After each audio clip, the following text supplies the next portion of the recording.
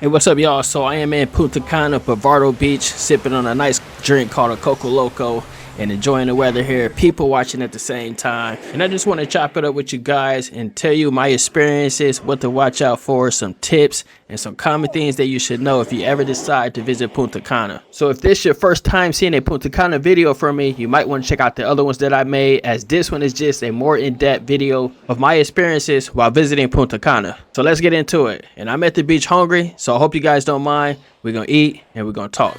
All right, so as I mentioned before, I'm not even gonna cat with you guys. I think Punta Cana is slightly a little bit overrated, especially if you've been to other places like Thailand or other Asian countries. I think the Asian countries just got me spoiled. That's just my opinion. But I came to Punta Cana for the first time, and I really didn't see what most of the guys are seeing in the place. I was only here for 4 days, but still, by the third day, I was bored and I was ready to go get up out of here. But if you just come in here just strictly only for the girls, the women, then I can understand probably why you like it. But if you just like me, an all around traveler that's enjoy more than just the women, you're gonna get bored quickly here alone or by yourself. But that's just my take on it. But I want to talk to you guys about this restaurant where I'm at. I came here like 3 times in a row. You gotta be careful because they try to get me, and I'm gonna tell you guys about that. So it doesn't matter where you're from or where you go, but when you decide to visit any other country other than one you are born in, you become a tourist. And when you become a tourist, you know, things and people and places test you just a little bit more than your home country, right? So I got tested twice during my stay here. And the very first day I got tested right away at the airport. I'm not even gonna lie. Didn't even get to a taxi yet, and I got tested with the scams. And scams is pretty much everywhere in every country. It's just that you can't fall victim to the scam. You gotta be smarter than the average tourist. So I mean, everywhere I went, even in the United States, wherever you're from, scams are everywhere. You just can't get by, you can't get around it. But you just gotta move smart and you just gotta know what to look out for. But since we're at the beach, I want to talk about the scams and what to watch out for at the beach. All right. So boom, let's get into it. So I'm at the restaurants, and one thing you got to realize is that when you're at the restaurants, everything is marked up in price.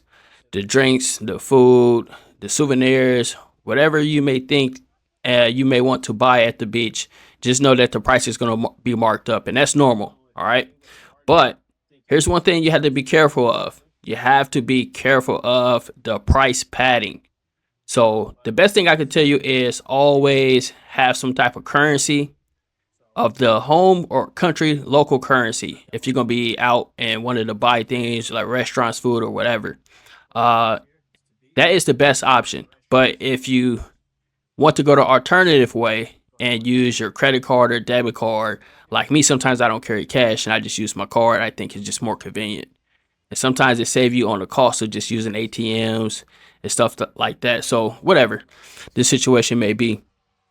But I was at this restaurant, man, just enjoying it. I really like it. They started to see my face every day. But that didn't stop them from trying to test me, yo. So what happened was, I'm going to keep this brief and short because I think I'm giving some good information in this video too. So I came to this restaurant a lot and started to order drinks and food. And everything was cool. Everything was well. But on the third day, they brought up my food. Everything was normal, usual. I was chilling at the beach, just enjoying my time, talking to you guys, just making the best of my trip. So I got like a drink and some fries. And you seen to bring it out to me in this video. And the total amount of that was probably about like, I don't know, like $8 or $7, right? And I forget how much exactly it was in their currency. So as I'm chilling and enjoying that, I'm just vibing. And I'm here at the restaurant probably for like maybe like couple or few hours. I'm watching the sunset at this point. So as I'm chilling here, I'm thinking nothing of it. I'm just doing my usual thing. But when it's getting ready time for me to leave, she went ahead and took my card. And she's like, okay, I'll be back with the receipt. So, okay, cool. I should have thought something of it then because I didn't see the receipt. I just handed her my card. So that's the mistake number one on my part. So make sure you always get the receipt, and make sure you validate or confirm the price based off the receipt. So she bring my card back in the receipt, and I was here 3 times, so I didn't even look at the price. I was like, okay, it's probably $8. So I put the receipt in my pocket and got my card, put in my wallet. I started to walk away. I got like halfway towards the beach, towards the entrance. I looked at something, told me look at the receipt. I looked down the receipt. I'm like, wait a minute, they charged me $30 for some fries and a drink that was like $8. So I was like, oh hell no. Nah. So now I'm feeling mad. I'm like, okay, this is a mistake. It gotta be a mistake, or they really try to get me, knowing that I'm like a usual customer. So I went back. I went back and talked to the lady about it. I was like, look, yeah, you guys overcharged me. And she acted like surprised. She was like, oh, what? Let me see. So she looked at it and she was like, no, you had to pay for this and that. I said, yeah, I understand. Cause I guess there's like a tourist charge or something like that. And even with that amount, I told her it still wasn't that price. I said, look, it's double. Even with the tourist tax or whatever, the upcharge fee, it's still triple the amount. I mean, I'm supposed to be paying $8. Y'all got me paying like 35. So she was cool about it, but they acted like it was an honest mistake. But in the back of my mind, I knew that they knew what I had, and the server knew what I had didn't equal up to the receipt that she was bringing me. You're gonna know they're gonna look at the receipt when they handed you the your receipt from your drink or your food or whatever have you. So, but she corrected it, and I told her, I said, well, just give me the cash and we could call it even. Just give me the remaining back on, because she was going to put it back on my card.